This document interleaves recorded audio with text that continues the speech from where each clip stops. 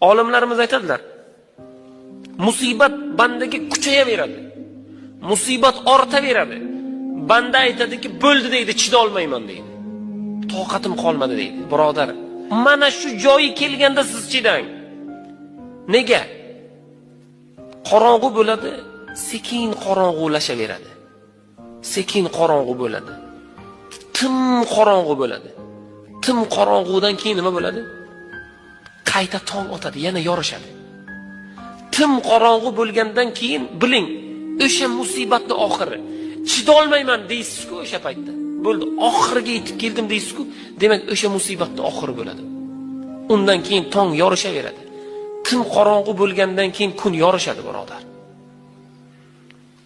Mana shuning uchun Alloh taoloning fazlidan so'rayotgan holatda birodar sabr qiling.